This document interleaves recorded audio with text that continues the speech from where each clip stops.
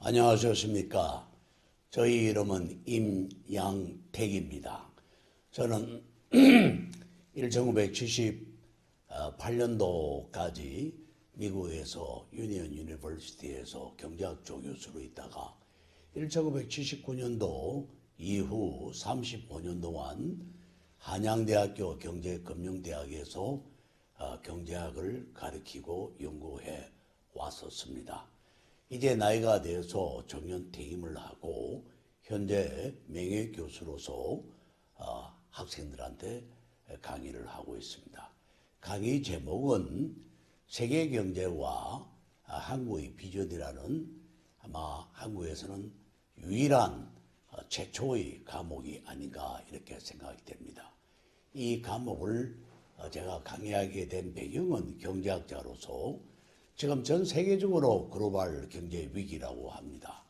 지금 여기에 대해서는 아무런 지금 많은 그 세계적인 기구가 각 국가가 그에 대한 대응 방안을 고심하고 지금 논의하고 있습니다만은 뾰족한 수가 지금 현재 없습니다. 지금 현재 각 나라가 각계 전투하고 있는 그런 상황입니다. 그러면 돌이켜 생각해 보면은 세계적으로 큰 경제 파동이 많이 일어났습니다만은 최근의 경우를 우리가 본다고 한다면은 과거에 1929년도, 1939년도에 있었던 제1의 세계 대공황이 있었습니다. 그때에 이 세계 대공황이 약 10년이 경과를 했습니다. 그래서 이어서 제2차 세계대전으로 지난 세계대공황이 경기 회복으로 다시 반전된 계기가 돼가지고 그러고 오다가 약 한 70년 후인 지금 또 2008년도부터 글로벌 경제 위기, 그 글로벌 금융 위기, 또 유럽에서는 재정 위기, 우리나라의 경우에는 금융 및 실물 경제 위기, 복합 위기가 지금 나타나고 있는 중입니다. 그래서 저는 여기서 근본적인 의문을 갖고 있는 것이 작금의 글로벌 경제 위기를 극복하기 위해서는 모든 나라가 지금 현재 괴로움을 겪고 있는데 과연 이 괴로움을 얼마 동안 우리가 견뎌야 될 것인가? 물론 과거의 경제 위기하고 지금하고 비교를 해보면은 양상이 다릅니다만은 원인도 다릅니다만은 대개 보면은 과거가 약 10년 경과했기 때문에 지금 현재 이번 경제 위기도 작게는 10년을 우리가 고생을 해야 되지 않을까 이런 생각을 하고 있습니다. 지금 2015년도이기 때문에 아무래도 적어도 7, 8년은 더욱더 우리가 당면한 경제 위기 상황에 직면하면서 여러 가지 고생을 해야 되는 그런 상황이 전개되고 있습니다. 게다가 다른 나라도 다 마찬가지겠습니다만은 우리나라의 경우는 부존 자원이 빈약하고 또한 우리가 수출 의존도가 거의 100%에 가까운 소규모 개방 경제이기 때문에 더욱더 대외 변수에 대한 민감도가 매우 높은 경제 체질을 갖고 있습니다. 그래서 우리는 숙명적으로 이 글로벌 경제 위기를 대외 변수하고 그에 대한 대응으로서 대내적인 개혁을 해 나가야 되는 그러한 양동 작전을 함께 해야 되는 그런 숙명적인 과제를 갖고 있다고 저는 생각을 합니다. 이런 배경하에서 제가 이제 경제학 교수로서 이 나라를 위한 뭔가 제 나름대로 한평생 고심해 온 이 당면 과제를 풀 수 있는 해법이 뭐가 있는가 하고 고심을 해왔기 때문에 그 내용을 오늘 우리 로컬 파워 뉴스를 통해서 제 평소 소견을 발표 드릴 기회를 갖게 되었습니다. 로컬 파워 뉴스는 방금 뜬 그러한 인터넷 TV 뉴스입니다. 우리 홍 사장님께서 인연이 되어서 이거를 제가 인연을 갖게 되었습니다만은 저는 경제방송을 맡게 되었습니다. 그래서 저는 정말 대단한 영광으로 생각하고 역사적 소명의식도 갖고 있습니다. 그래서 구체적으로 경제 내용에 들어가기 이전에 제가 우리 언론에 대한 말씀을 좀 드리는 것이 논리적으로 순차적이지 않을까 이런 생각을 해봤습니다. 제가 언론학자는 아니기 때문에 문헌을 조사해 보니까 언론에 대한 기능이 크게 세 가지로 나눌 수가 있습니다. 하나는 정치 기능으로서의 언론의 역할, 그다음 두 번째는 교육의 기능이 있고 마지막에는 포럼의 기능이 있습니다. 여기에 대해서 우리가 조금 제가 언급할 필요를 느끼고 있습니다. 왜냐하면 우리 로컬 파워 뉴스가 왜 이러한 방송을 하게 되었는지, 또 어떤 방향으로 우리가 방송을 할 것인지, 그러한 데서 시청자 여러분한테 우리의 자기 선언을 하는 것이 우리의 떳떳한 우리 도리고, 또한 또 시청자 여러분께서도 신흥도 TV 방송이기 때문에 궁금하실 것 같아서 제가 말씀을 드리는 것이 도리라고 생각하기 때문에 내 말씀 좀 더 드리고자 합니다. 우선 정치 기능에 대해서 말씀을 드리면은 1720년부터 카토라는 필명을 사용해 온 언론 자유 이론을 가가 있습니다. 그 사람은 영국의 언론인 존 트렌차트와 토마스 고든입니다. 이 사람들은 뭐가 하는가 하면은 이 언론을 제4부라고 이야기를 하면서 이 국민을 대신해서 언론이 정부에 대한 감시와 견제를 하는 파수꾼 역할을 해야 한다라는 것이 정치 기능으로서 그분들은 정의를 했습니다. 그분은 영국과 미국 등등에서 상당한 언론 자유 문제, 그리고 파수꾼의 개념에 대한 이론을 정립하고 아주 지대한 영향을 끼쳤던 그러한 언론 이론가입니다.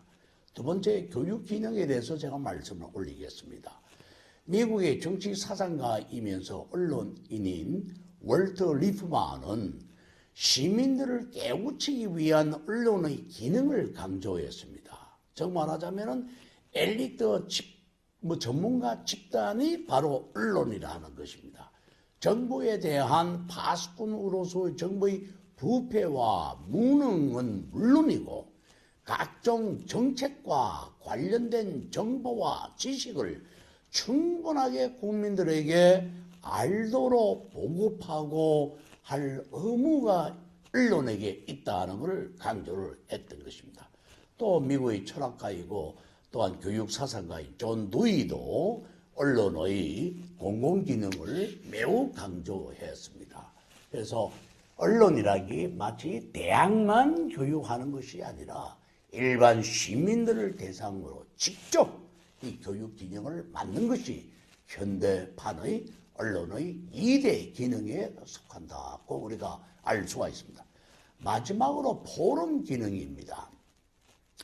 영국의 왕립언론위원회는 표현과 의견의 교환을 위한 포럼을 제공하는 것이 언론의 마지막 역할 기능이다 라고 그렇게 정의를 했습니다. 즉 깨어있는 시민으로서의 책임성을 가지기 위해서는 일반 시민들은 정부가 하는 일에 대해 잘 알아야 하며, 언론은 정보와 다양한 의견을 시민들에게 빠른 시일 내에 제공을 함으로써 공공 토론을 조장, 진작, 고치한다는 것입니다. 언론은 이러한 포럼 기능이 주요 공공 정책 사안에 대한 여론의 형성을 이끌어 간다는 것입니다. 우리나라는 민주주의 사회입니다. 민주주의는 여론의 정치입니다. 여론을 주도하고 형성하고 또한 국민 합의를 도출해 나가는 이 역할이야말로 다른 교육기관, 대학도 못하는 것이고 어느 단체도 할 수 없는, 언론만이 할 수 있는 교육 기능과 함께 포럼의 기능이라는 것을 말씀을 드릴 수가 있습니다. 예컨대 예, 좀 마지막으로 정리를 하면은 현대판의 언론의 기능과 역할은 뭐냐? 세 가지입니다. 예, 정부에 대한 감시와 비판, 그리고 교육, 세 번째는 여론 형성을 위한 공론의 장을 제공한다. 이렇게 우리가 정의를 할 수가 있겠습니다. 그렇기 때문에 저희들이 로컬 파워 뉴스는 이 세 가지 개념을 숙지하고 우리 한국 시민들에게 이러한 역할, 즉 이러한 시대사적인 소명의식을 갖고 정치, 경제, 사회, 문화, 국방 등등에 대해서 우리가 할 수 있는 범위 내까지 최선을 다해서 신속하고 그리고 알찬 내용을 보도해 드릴 것을 약속드리면서 제가 오늘 맡은 바는 경제이기 때문에 경제에 대한 말씀을 제가 드리고자 합니다. 경제는 사실 참으로 어렵습니다. 제가 한평생 경제학자로 있었습니다만은 경제학자들도 경제 문제에 대해서 논의하기를 꺼려할 정도로 복잡하고 난해한 문제가 이 경제 문제입니다. 그러나 경제 문제를 떠나서는 우리가 아무런 사회생활을 할 수가 없습니다. 예. 더더구나 지금 이제 어려운 경제적 상황에서는 경제학자가 입을 다물고 있는 것은 시대적 소명을 간과하고 있는 일종의 직무유기가 아닌가라고까지 저는 한번 감히 정의를 한번 내려봅니다. 그래서 우리 이 경제 문제를 논하기 위해서는 앞으로 많은 제가 구체적인 부분을 말씀드릴 내용을 말씀드리겠습니다만은 이 한국에 대해서 일단을 북한에서 말씀드리면은 이 한국 경제 60년 역사를 제가 한번 개관을 한번 해봤습니다. 예. 1940년하고 1950년대에 초근 목피를 하고 살았습니다. 그때 정말 온 산에 올라가서 나무를 캐고 나무 껍질을 캐먹고 벗겨먹고 하는 초근 목피의 시절이 있었습니다. 그리고 1960년대에는 보리고개가 있었습니다. 그때 베트남 전쟁이 1965년도, 1973년도에 터졌습니다. 그래서 우리가 월남에 파병도 하고 때로는 월남에 파병하는 것이 한국 청년들이 피를 파는 것이 아닌가 그렇게 힐난하고 비판도 받았던 것이었습니다만은 당시의 상황이 그랬습니다. 네. 1970년대에는 입신양명의 시대가 있었습니다. 다들 사회가 개방이 되고 열심히 공부하면은 출세하고 좋은 직장을 얻고 그래서 부모를 공양할 수 있고 또한 자식을 거느릴 수 있고 교육시킬 수 있고 이러한 시대가 70년대에 역동하는 그런 시대가 있었습니다. 그리고 1980년대에 민주화 투쟁 시대가 있었습니다. 존경하는 김지아 시인의 1982년도 시처럼 숨죽여 허느끼며 타는 목마름으로 하는 상징적인 시구절이 있습니다만 민주화 투쟁이 있었습니다. 1990년대에는 대외 개방과 세계화가 있었습니다. 네. 이 대외 개방을 통해 가지고 자본 자유화가 되고 그리고 또 여러 주식시장과 채권시장이 개방되고 그리고 또 외환시장도 개방되고 일부분이긴 합니다만은 세계화 그리고 국제화 세계화 막 이어지는 그러한 시대가 있었습니다. 예. 1997년도 98년도에 드디어 이 아시아의 금융위기가 터졌습니다. 우리도 예외가 아니었습니다. 그래서 1997년도 말부터 소위 IMF 경제위기를 당했습니다. 저는 경제학자로서 IMF 사태가 우리 한국 사회 경제에 미치는 영향을 분석을 해보니까 현대에 들어와서 이보다 더 지독한 사건이 없었습니다. 이 이후에 경제 구조가 사회 구조가 완전히 바뀌었습니다.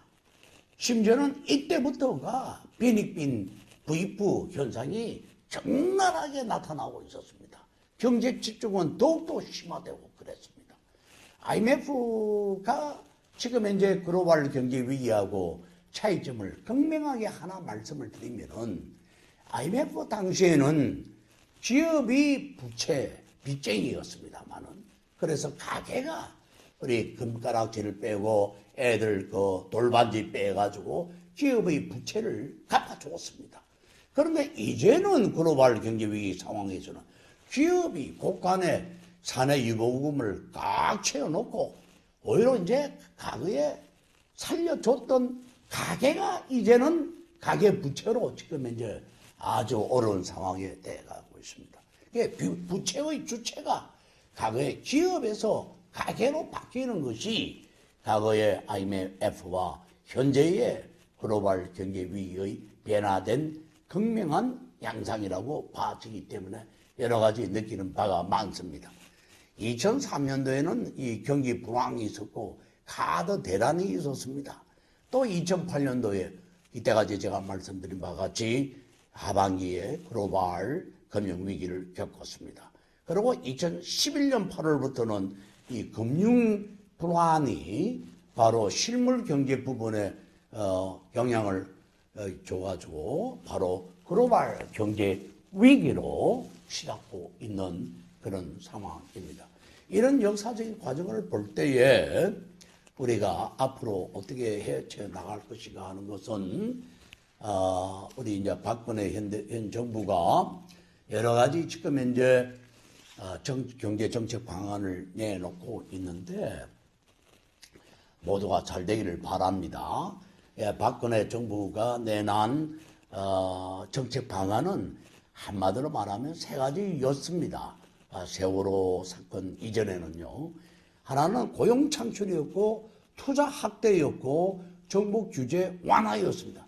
이거로 해서 이 시들어 가고 있는 경기를 다시 회복할 수 있는 불씨로 삼겠다. 그런 것이었습니다. 그런데 2014년 4월 16일 날 곧 이제 4월이 옵니다만은 세월호 침몰 사건 이후에 모든 것이 스톱돼 버렸습니다. 예. 이런 가운데 이제 다시 이제 초이노믹스라고 최경환 부총리 겸 기획재정부 장관이 지금 부동산 경기 활성화를 비롯해서 여러 가지 기업의 사내 유보금에 투자로 유도하는 정책을 펼치고 있고 지금 부산하게 움직이고 있습니다. 그러한 효과가 가시적으로 나타나기에는 아직 좀 더 시간을 지켜봐야 되겠고 이어서 한국은행은 다시 금리 인하 조치를 뒤늦게 따라 했습니다. 뒤늦게 했다는 이야기는 미국과 일본 등등 선진국가들이 다 금리 인하를 양적 완화 조치와 함께 양적 완화라는 것은 경제 이론에도 없는 화폐를 막 찍어가지고 반출하는 겁니다. 유동성 함정에 빠져있는 경제를 살리기 위해서 그냥 헬리콥터에서 돈 실어가지고 막 뿌리는 겁니다. 일단 경기는 살려야 되기 때문에. 그러나 동시에 금리 인하도 하고 이랬는데 자극을 주기 위해서 우리는 그동안 보수적으로 금리 인하를 조치를 안 하다가 이러다가는 큰일 나겠다. 왜 가면은 지금 이제 경제 부분이 꼼짝도 안 하니까 얼어붙어 가지고 다시 금리를 인하를 해 가지고 투자를 유인하는 자극적인 조치를 최근에 했습니다.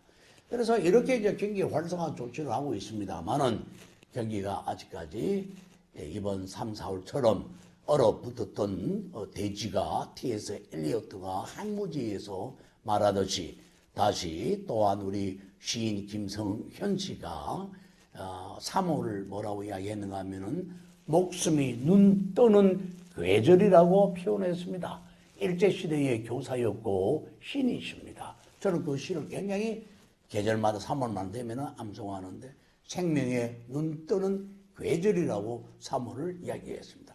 이 3월도 다 가고 있는데 우리가 경제가 다시 눈 뜨는 다시 활기를 되찾는 그런 계절, 그러한 2015년도가 되기를 바라마지 않습니다. 그러기 위해서는 지금 현재 우리가 건너야 될 강이 있습니다. 여러 가지 그 건너야 될 강을 여러 가지로 묘사할 수가 있겠습니다만은 저는 8가지로 묘사합니다. 종류별로 말하면 딱 2가지입니다. 사저와 사고입니다. 4가지가 낮고 4가지가 높다 하는 거로 한국 경제를 집약적으로 표현할 수가 있다고 생각합니다.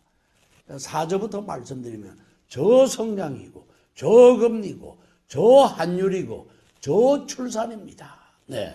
그리고 사고는 고실업이고 고부채고 고령하고 고투자 위험 고불안이라는 이야기입니다. 예.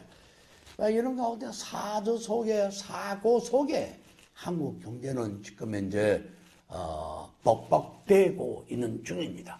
그런 가운데에 우리나라의 국가 경쟁력은 IMD가 발표하는 국가 경쟁력 평가 지수를 보면은 우리 한국은 막 추락하고 있습니다. 26등 하등은 전년도보다도 4단계나 하락하고 있습니다. 그러나 미국과 스위스는 각각 2년 연속 1위, 2위를 지금 고수하고 있습니다. 그리고 지난번에 5등이었던 싱가포르가 3등으로 뛰어 올랐습니다. 일본도 3단계나 상승했습니다. 24등 하던 것이 21등으로 올라갔습니다. 중국도 21등에서 23등으로 하락하고 있고 대만도 11등에서 13등으로 지금 떨어지고 있고 2단계 순위가 우리나라보다는 조금 낮습니다만 우리나라의 경우에는 4단계나 하락해 있습니다.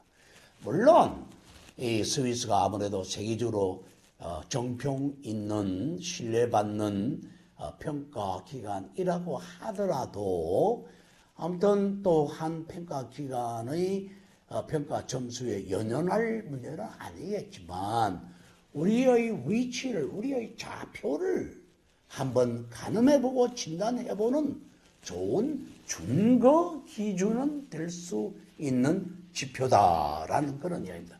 그런 의미에서 우리가 좀 더 우리 자신을 겸허한 마음으로 바라봐야 되지 않을까 그런 생각을 합니다. 그래서 사저와 사고에 대해서 조금 제가 언급을 하면서 그에 대한 대안이 뭐냐라는 이야기를 제가 엮어 나가는 것이 논리적인 순서라고 생각을 합니다. 우선 사저 중에 저성장이 가장 지금 심각한 문제인데 21세기 들어와서 2001년, 2007년 사이에 평균 우리나라의 GDP 성장률이 4.7%였습니다. 근데 글로벌 금융위기 이후에는 2008년도에서 2012년도에까지는 2.9%에 그쳤습니다. 그 요인이 뭔가 하면은 민간 소비와 기업의 설비 투자, 고정 투자, 내수가 부진하기 때문이었습니다. 수출은 아주 잘 돼 왔습니다. 네. 그래서 여기서 수출과 내수의 균형 성장이 안 되다 보니까 수출은 돌아가는데 이 수출이 대내적으로 파급되지 않고 수출 기업에서만 맴도는 내수와 수출 사이에 이중 구조적인 불균형이 우리나라 경제의 발목을 잡고 있다라고 이렇게 우리가 짐작할 수가 있다 하는 그런 이야기입니다. 이런 성장 문제하고 관련해 가지고 미래지향적으로 우리가 우리 자신을 언급해 볼 필요가 있습니다. 우리나라가 2만 달러입니다. 1인당 국민소득이 지금 3만 달러 가야 되겠고 또 이어서 4만 달러로 올라가야 안 되겠습니까? 더더구나 우리 통일까지 우리가 추도를 하려고 그러면은 우리가 1인당 GDP가 4만 달러는 돼야 북한 주민들을 끌어안을 수 있는 여력이 생길 수가 있습니다. 그런데 이 2만 달러가 바로 지금 문지방에서 이 하나 임계치로 지금 갈림길입니다. 그래서 우리 과거의 선진국가들 경우를 한번 보면은 1인당 GDP가 4만 달러에 도달하는데 성공한 국가들이 미국, 일본, 호주, 네덜란드, 벨기에, 독일, 스웨덴, 프랑스, 캐나다들인데 얘네들은 실질 GDP가 경제 성장률이 하락하지 않고 오히려 상승했다는 이야기입니다. 쭉 이렇게 지속적으로 급격한 상승은 아닙니다만은 이 지속적으로 상승해 왔기 때문에 1인당 GDP 4만 달러를 유지할 수 있었고 도달할 수가 있었다는 그런 이야기입니다. 그런데 실패한 나라를 보면은 이탈리아, 스페인, 그리스 이런 나라는 3만 달러에 했지만은 4만 달러까지는 올라가지 못하고 주저앉아 버렸다 그런 이야기입니다. 그래가 경기 침체, 경제 활력을 이렇게 겪고 지금 헤매고 있는 그런 상황입니다. 그래서 이 1인당 GDP 4만 달러에 성공한 국가들의 1인당 GDP가 3만 달러로 도약하는 그 실질 GDP의 성장률이 얼마였는가 하면은 평균 2.44%였다 이 말입니다. 그리고 또 이 도약할 때는 2.48%더 높아졌다 이 말입니다.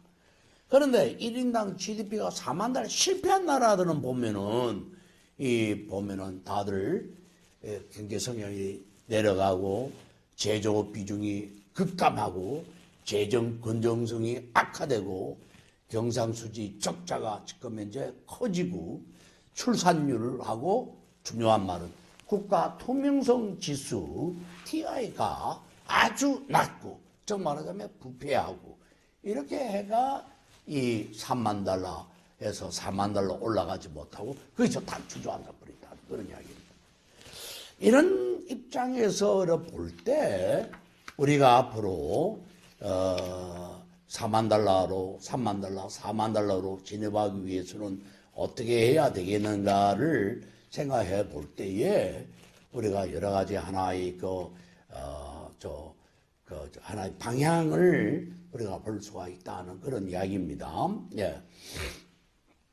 그러면은 게다가 여기서 또 하나 중요한 문제는 잠재 성장률, 아까는 실제 성장률이었는데 잠재 성장률이 하락하고 있다는 그런 이야기입니다. 잠재 성장률이라는 것은 잠재적으로 우리가 경제 성장을 할 수 있는 능력을 말하는데 그 능력 자체가 저하되고 있다.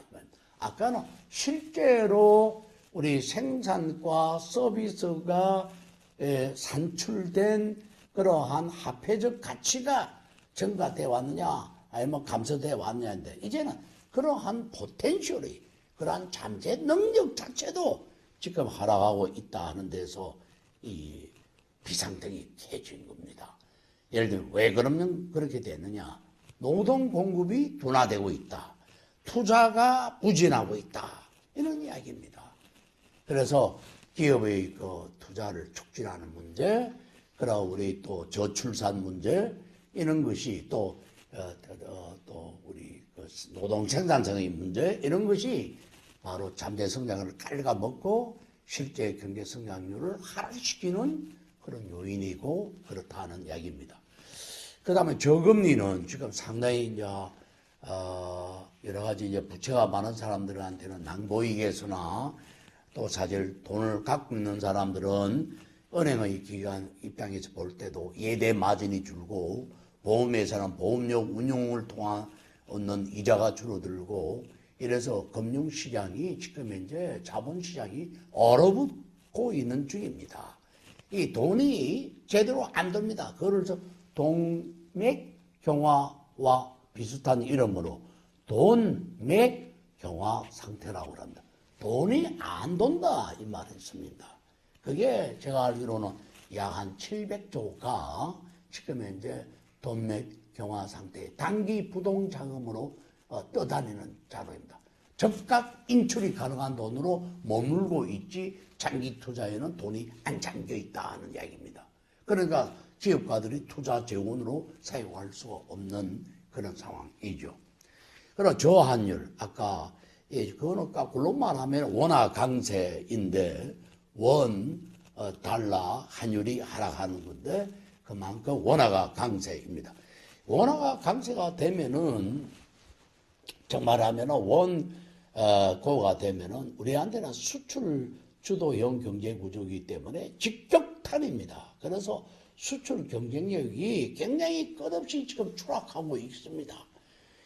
상대적으로 우리는 원고고 상대적으로 일본은 N저이기 때문에 이거 보통 문제는 아닙니다. 왜냐하면은 이때까지 우리가 과거에 경제 위기를 겪을 때마다 IMF 때도 그랬습니다만은 꼭 IMF 때도 일본은 원저였습니다. 예, 우리가 원고고 일본은 N저였습니다. 그래서 N저가 나타날 때마다 꼭 경제 위기가 온다라는 그런 방정식이 성립이 될 정도입니다. 바로 지금의 상태가 바로 또 두 번 닥친 겁니다. 예. 그러다 보니까 우리가 일본하고 우리하고 산업 구조가 모든 면에서 비슷한데, 물론 기술력 수준은 우리가 떨어집니다만은 세계 각 시장에서 메이드 인 자펜하고 메이드 인 코리아하고 물론 중국제도 마찬가지입니다만 경쟁을 붙는데 우리가 가격 경쟁에서 떨어지기 때문에 우리가 수출로 인한 경상수지가 흑자가 상당히 많다고 하지만은 조만간에 우리 수출도 급감할 가능성이 굉장히 많아지고 있습니다. 이건 보통 문제가 아닙니다. 그럼 여기에 대해서 일본은 돈을 막 풀어내가지고 지금 현재 엔저를 인위적으로 유도를 했는데 아베 보고 야 그만 돈 좀 풀어라 우리가 좀 살자 그렇다고 해서 아베가 그렇게 들어주겠습니까? 그러니까 우리가 여기에 대한 대응을 어떻게 하느냐가 이게 보통 문제가 아닙니다. 게다가 또 우리는 일본의 달러 문제도 미국의 달러 문제도 마찬가지입니다. 좀 있으면 달러 강세 아닙니까? 그리고 그쪽에는 이제 양적 완화를 지금 스톱 이렇게 하려고 그러는데 그러면 바로 이제 금리가 올라가겠죠. 우리는 금리를 낮췄죠. 그러면은 단기 부동자금이 한국에 떠다니는 외화가 쫙 미국으로 지금 빨려나갈 가능성도 굉장히 많죠. 그런 경우에 우리가 외환 보유고가 모자란다면은 또 금융 파동이 또 다시 재현되는 그런 위기 상황에 와 있다 이 말씀입니다. 그래서 단지 지금 이제 우리가 일본과의 원고에 대한 N점만 이야기하는 것이 아니라 원고에 대한 달러 문제도 지금 한일 문제도 예사 문제가 아닌 그런 이제 상황입니다.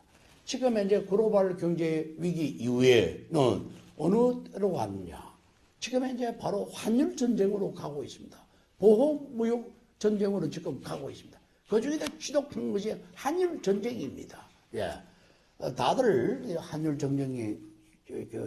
전쟁의 결과는 아무도 다들 이 보는 사람이 공멸의 그러한 상황이 전개되고 있는데 우선 나부터 살고 보자는 식으로 세계 각국이 지금 한일 전쟁을 벌이고 있는 중입니다.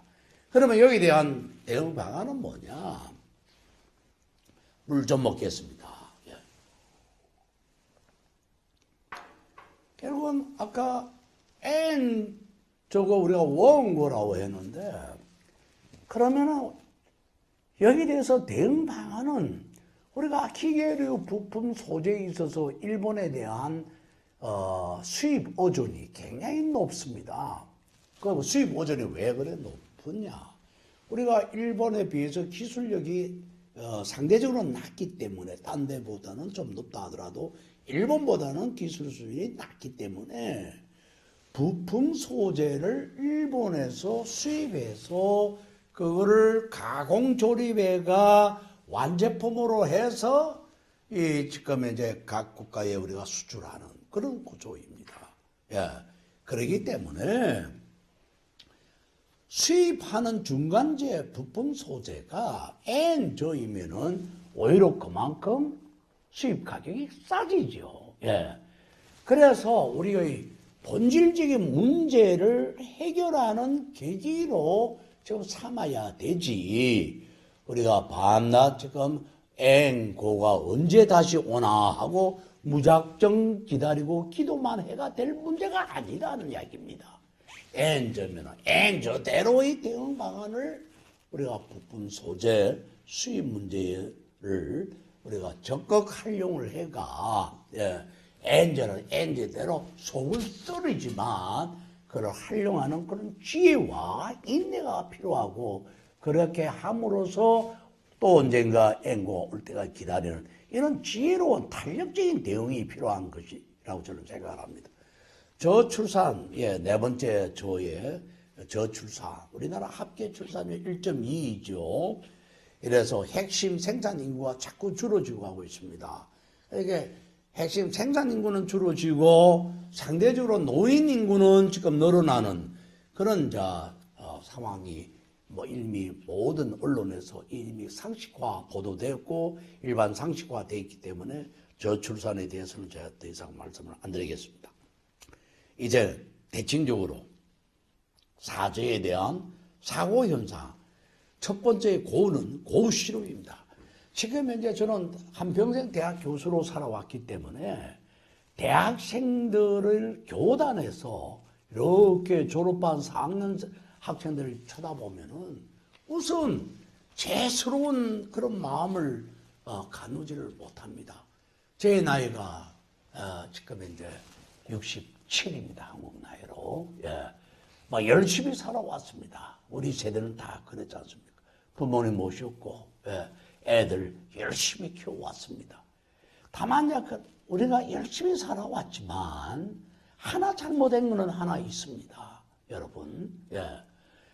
우리만 열심히 살면 된다고 생각한 겁니다. 그러나 다음 세대를 위한 준비를 안 한 죄를 우리가 당하고 있는 겁니다.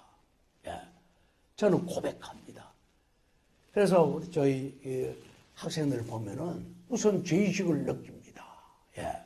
그래서 아무튼 간에 지금 청년 실업자가 약 한 43만 명 정도 통계 숫자가 왔다 갔다 합니다. 왜냐하면은 실업의 기준에 따라서 또한 설문조사 할 때의 반응에 따라서 다 다르고 응답자의 진정성 있는 대답 여하에 따라서 다르기 때문에 숫자는 좀 달라집니다만은 대충 최근의 보면은 43만 명 정도 된다. 그래 보시면 됩니다. 약 40만 내지 한 50만 명이면 된다고 생각하면 됩니다. 그럼 이게 적은 숫자냐고요? 우리나라 국군이 60만 대군입니다. 국군 60만 명의 버금가는 숫자가 할 일 없이 놀고 있다는 것은 이 나라가 활력을 상실하고 있다는 얘기입니다. 그리고 정부 발표에 의하면은 그래도 고용률은 높아져 가고 있는데 고용률은 65.4%인데 이렇게 이야기를 합니다. 그러나 고용률은 높아지는데 실업률이 높다는 것은 무엇을 말하느냐? 앞뒤가 안 맞는 이야기죠. 모순이죠. 그 이야기는 뭔가 하면은 질 좋은 일자리는 계속 줄어가고 상대적으로 질이 나쁜 일자리만 늘어난다는 그런 이야기입니다. 그래서 고용률 높아져 간다고 해서 그것도 낮아지는 것보다는 훨씬 낫겠습니다만은 좋습니다만은 그렇게 안심하고 안도할 문제가 아니다는 그런 이야기입니다. 우리는 다음을 위해서도 이 한국의 우리 조국의 미래를 위해서라도 우리는 이 양질의 직장을 많이 만들어 줘가지고 우리 젊은이들이 기량을 한껏 발휘할 수 있는 그러한 공간을 우리가 터전을 만들어 줘야 됩니다. 그리고 두 번째 고령화입니다. 다 아시다시피 65세 인구가 비율이 7% 이상이면 고령화라고 그러고 14% 이상일 때는 고령화자를 뺀 고령사회라고 그러고 20% 이상인 경우에는 초고령사회라고 이렇게 이제 이야기를 하고 있지 않습니까? 그런데 우리는 이미 벌써 고령화 사회로 지금 진입했다는 그런 이야기고요. 일본은 1994년도에 고령사회에서 초고령사회로 약 한 12년이 걸렸습니다. 그런데 한국은 불과 8년 만에 단축됐습니다.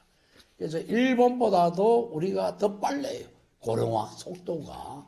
그 이야기는 젊은이들한테 그만큼 이 압박감을 주는 속도가 더 무겁고 빠르다는 그런 이야기입니다. 왜냐하면 노인 인구를 부양해야 되는 부담이 그만큼 빨리 오고 있다는 그런 이야기가 되겠죠.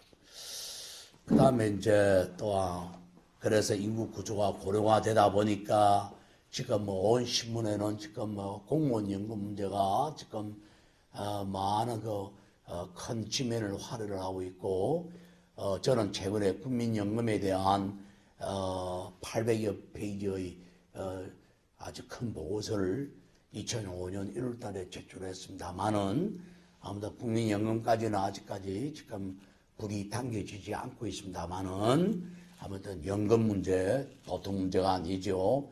공적 어려운 문제, 노인 복지 문제, 이런 게 모든 것이 재정 지출이 막 급증하게 돼 있습니다. 예. 그래서 이러한 문제를 우리가 안고 있는 문제다. 세 번째로 고부채 문제입니다.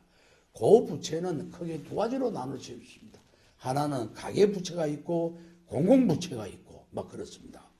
가계부채가 왜 심각한 문제냐. 가계부채가 누적이 되면은 저축률이 하락하고, 저축률이 하락하면은 기업의 투자를 위한 자금 공급이 제약을 받고 있고, 그래서 투자가 위축되고, 투자가 위축되니까 아까 어떻게 나타났습니까? 저성장이 나오고, 저성장되니까 고실업이 나오고 이러는 것입니다. 그러나 소비 위축이 되고 내수 기반이 축소되고, 그래서 이 고부채는 빚을 진 사람만의 문제가 아니라 또 그러한 숫자가 많다고 해서 사회적 문제로 될 거다는 우려 정도의 문제가 아니라 이 가계부채로 인한 여러 가지의 부정적인 파급 효과가 굉장히 파급 효과 광범위하고 심각한 문제다 하는 그런 이야기입니다. 고투자 위험, 예, 마지막으로 고자에 있어서 아까도 말씀드렸다시피 기업들이 투자를 안 합니다. 물론 뭐 기업들이 나름대로는 고충이 다 있죠. 불확실하니까 투자를 안 하는 것이지 투자가 싫어서 안 하는 게 아니다라고 항변하고 있죠. 또 해외 투자도 가끔 지금 늘어나고 있는 입장이고요. 예. 그러면 고투자 위험, 그리고 저투자, 투자 위험이 많으니까 높으니까 투자가 덜하다 그런 이야기입니다. 그럼 뭐냐? 투자는 기업이 하는데 기업들이 가장 싫어하는 것이 뭐냐? 즉 투자의 결정인자가 뭐냐 하면은 딱 한마디로 말씀드리면은 불확실성입니다.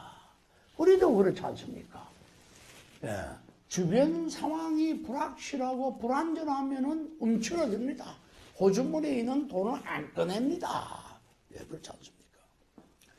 마찬가지입니다. 기업은 또 많은 직원들의 생계를 책임지고 있기 때문에 개인은 한번 망하면은 다시 재기할 여지도 있습니다만 기업은 한번 망하면은 재기한다는 것은 지금 어렵습니다.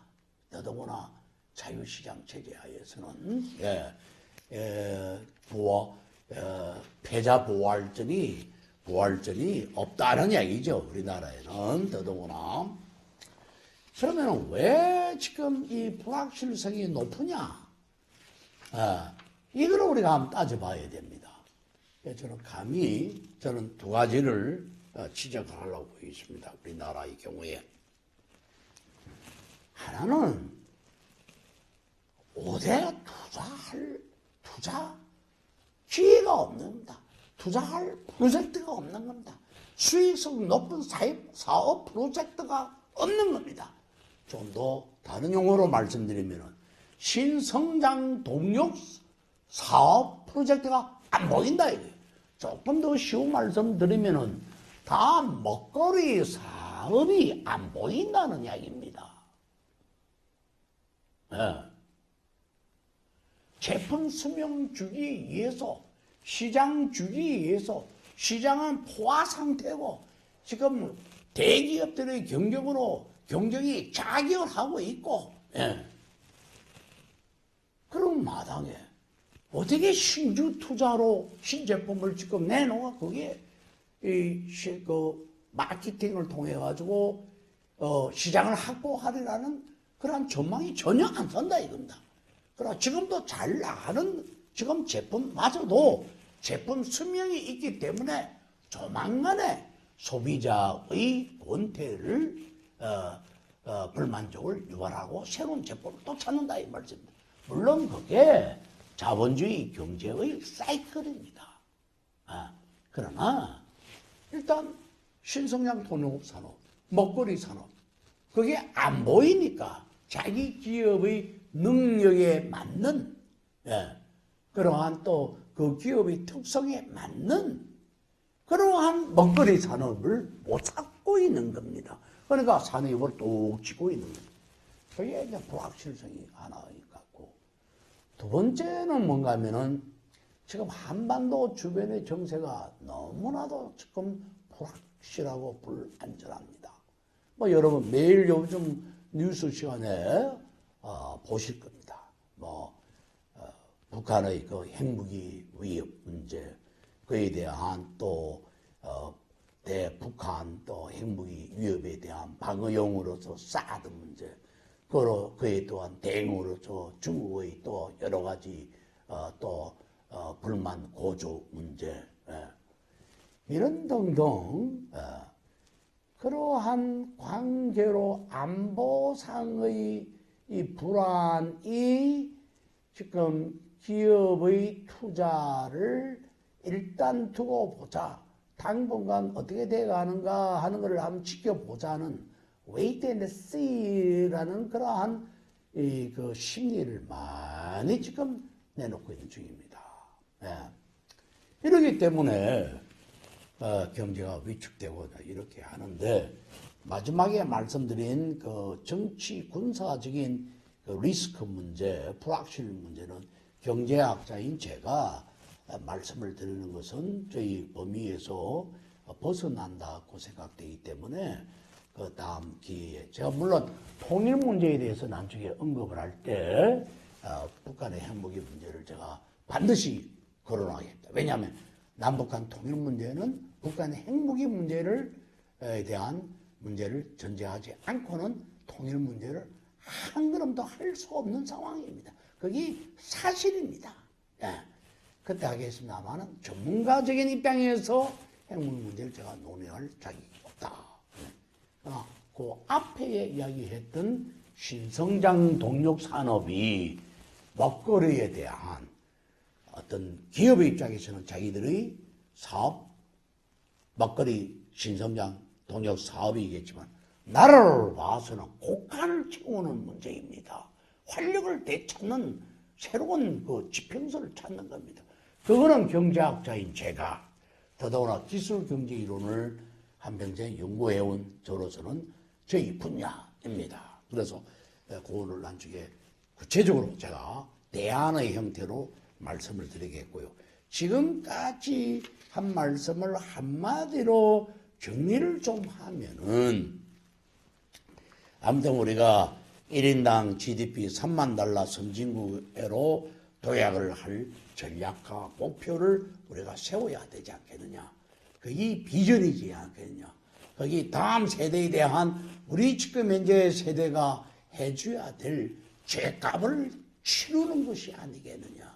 우리 애들을 위한 우리 아버지 세대들이 해야 될 마땅한 도리가 아니겠느냐. 이런 이야기입니다. 그래서 그러하기 위해서는 어찌해야 되냐 하면은 우리가 무역 의존도가 높지만 이 제조업이 그래도 상대적으로 강한 이 한국이 내수와 외수 조화를 이룬 그러한 균형 선진국, 예를 들면 독일과 스웨덴 같은 특히 저는 독일의 모델을 추구해야 된다고 생각합니다. 왜 스웨덴보다 또 독일이냐라고 질문하시면은 저는 답을 드리고 싶습니다. 독일은 우리 본받아야 된다. 가게는 일본은 본받아야 된다. 막 이러는데 일본이 아닙니다. 독일입니다. 왜? 독일은 분단 국가였습니다. 우리는 분단 국가입니다.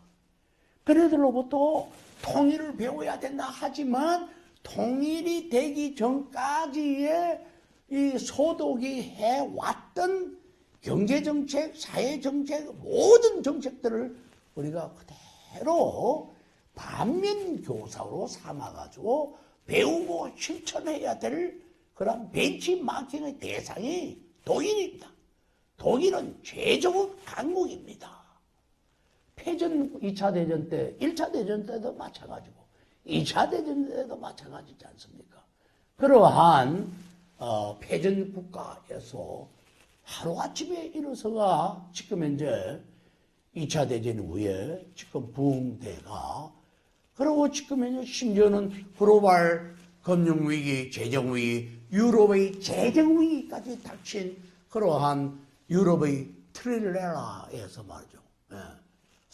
삼각파도가 닥치는 그러한 상황에서도 독일은 건재하고 있지 않습니까? 통일도 일궈내고 그러면서 지금 유럽 통합의 꿈, 통합된 유럽의 꿈을 이끌고 가고 있는 추진 세력이 누구입니까? 독일이지 않습니까?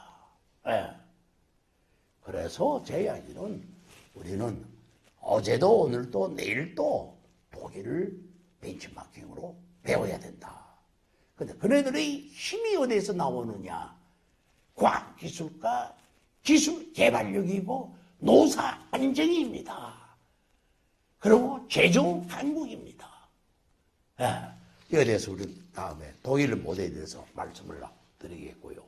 그리고 정부는 이를 위한 재정 건전성 이거를 굉장히 좀 유지해야 되겠다. 대단히 죄송한 이야기입니다. 이 우리 시청자 중에서 정부기관에 일하고 계신 분들을 위해서 제가 한 말씀을 드리겠습니다.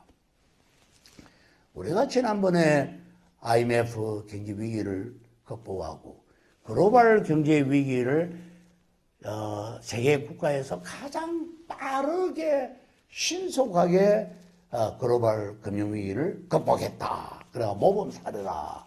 이렇게 이야기를 자랑하고 있지 않습니까? 근데 그게 우리가 유능한 우리 관리들의 덕분이었습니까? 또한 훌륭한 정치 지도력 때문에 그랬다고 생각합니까? 물론 그렇겠죠. 저는 솔직히 말씀드리면은 우리나라가 그때까지는 국가 재정이 건전했기 때문입니다. 건전한 국가 재정을 갖고 그냥 잔불이 일어나면은 즉각 끌 수가 있었던 겁니다.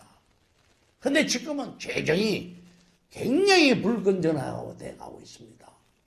이거는 매우 안 좋은 시그널입니다. 그래서 하루아침에 우리는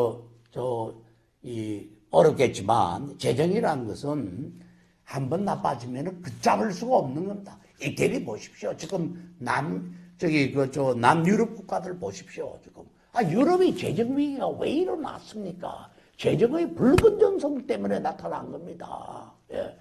그리스가 왜 독일에 무릎을 꿇고 있습니까?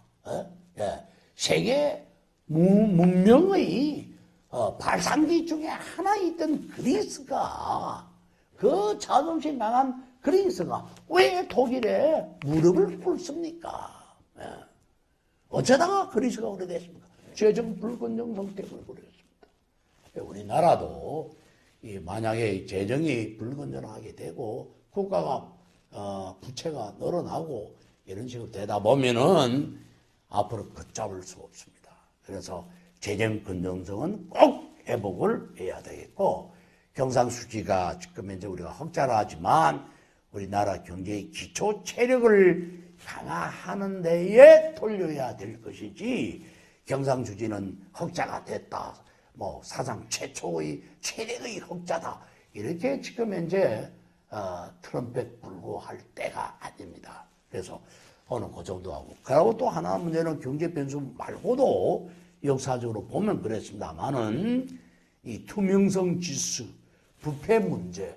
저는 박근혜 대통령께서 이 정의로운 사회를 행복한 사회도 중요하지만 정의로운 사회가 없는 행복한 사회라는 있을 수가 없습니다. 그래서 막힌 데는 뚫고 구분되는 표는 그러한 정의로운 사회, 원칙 있는 사회 그런 것을 하려고 하는 것이 투명성 제고, 부패 척결이지 않겠느냐 또한 이라고 저는 그렇게 믿고 있습니다.